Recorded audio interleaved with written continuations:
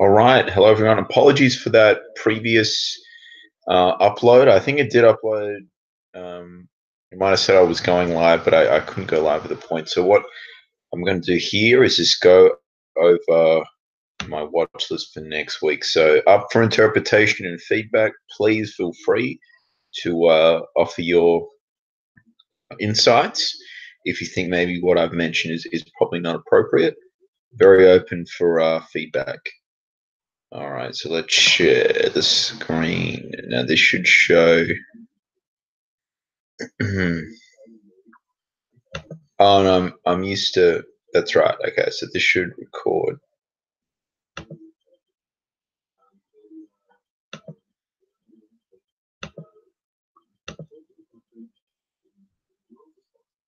All right, here we go. Now, I think the internet's struggling a little bit. I do have NBN, so I have fiber optic to the curb.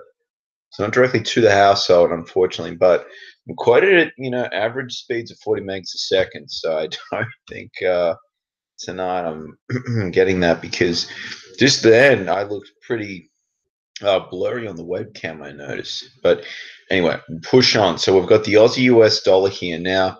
Overall, obviously the market ended pretty strong in the US dollar favor against quite a lot of pairs, except the Japanese yen.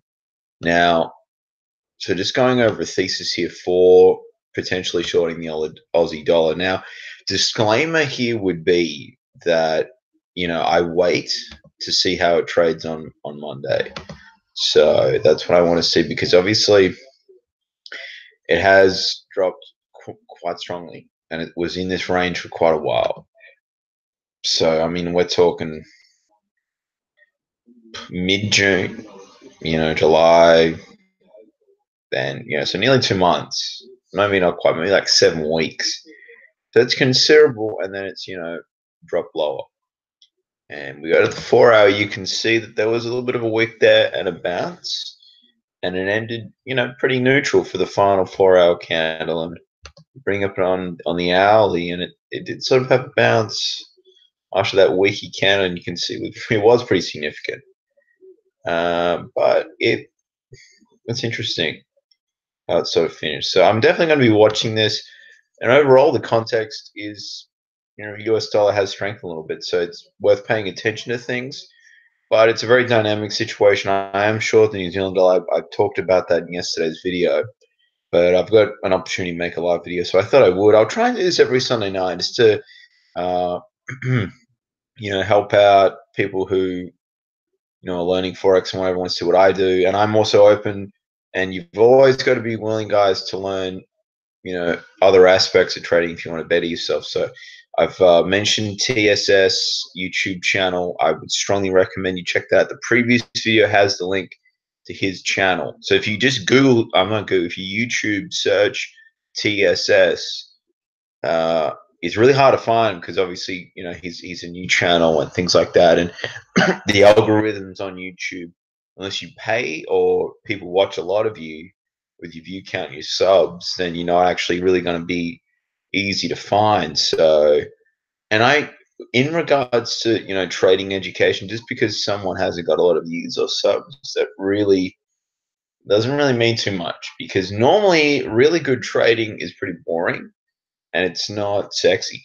You're not making money all the time. You've got to be a little bit patient and things like that. But so back to the charts, and definitely the Aussie I'm going to watch. So really what would be good is a bit of a bounce on Monday, as we've seen in the hourly chart. And then Tuesday, European session, it starts just to sort of plummet again. But we'll wait and see. My expectations are there might be a little bit of rally. Now we've got the Euro US dollar as well.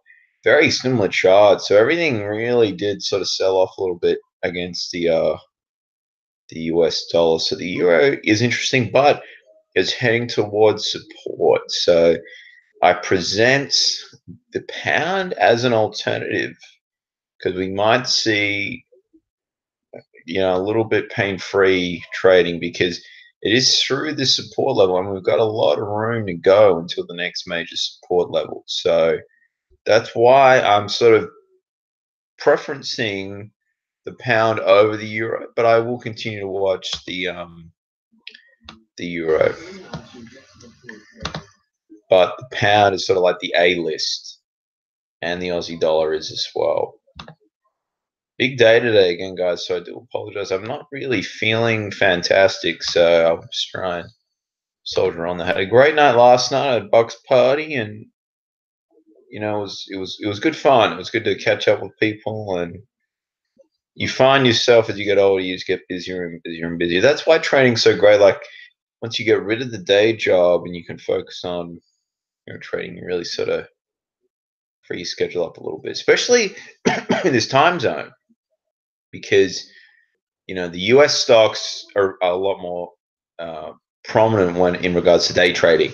Like a lot of people do not trade the Australian Stock Exchange, and I've done some in-depth research. It's more the US stock market is good for day trading. So that means you have the day free. You're managing positions a little bit if you're swing trading, if you're moving trailing exits, whatever. But you can just sort of have your alerts set. You can have your orders positioned, and you can sort of go from there. So that means you have a lot more free time, because really trades start coming together for me later in the day, like 4 or 5 o'clock in the evening. So now the Aussie dollar, let's get the weekly up. When's the next support level? I haven't really run this in here. I don't know what's going on with my charts. They seem to be resetting or something. This is good though. So, well, I'm going to call 71.80 odd a level.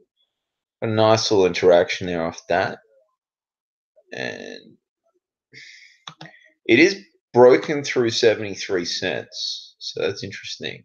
A little bit of resistance here, a little bit of support. That was 73.39. So I'm gonna put that in there, and now let's go back to the 4 hour. So we've crashed through that. Yeah, so there is actually a little bit of room to go until the next level to 71. So yeah, what I would say to this is that it's valid. It's a valid trade. Whew, holy dooly. So yeah, that's a watch list, guys. Aussie dollar as a sell trade. Now, my main concern though is you want to be a little bit diversified. You don't want to throw around full size positions. I'm short the New Zealand dollar, and my preference would be the New Zealand dollar will move pretty nicely on Monday, so I can move the stop loss a little bit and maybe capture 1%. So I'll move it to break even once it gets to 1%. 1% will be $15 or so. And, from there, I'll take 1% on the Aussie, 1% on the pound potentially, or the euro. We'll wait and see what it does. So 4% is my max floating risk.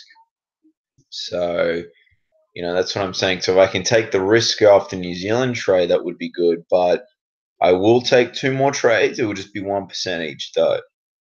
But I would like to see good price action, and I'm not jumping into this because I would jump into this a little while ago, but now I'm being a little bit more analytical. There are going to be buyers seeing a lot of value here, so you have to understand that with the mean reversion. Like TSS has mentioned to me, and he helps a lot of people with his YouTube channel. You got to sort of have a little bit of psychology there behind you, and you're sort of like a social psychologist. You're thinking, what are other people thinking? What are they going to do? And you just sort of have to wait and let things establish your direction. So that's what I would say. So if you see a lot of selling on Monday, I would be like, whoa, I'm a little concerned this is going to keep going down, because normally what happens on Monday doesn't happen for the rest of the week. So that's something to take in consideration. Anyway, so that is it, guys. Exact levels and stop losses will be determined later on. So I'm just saying, the Aussie and the pound are both worth watching just to see. Or we could see some reversals. I haven't really practiced a lot of reversal setups, so I would say I would take it.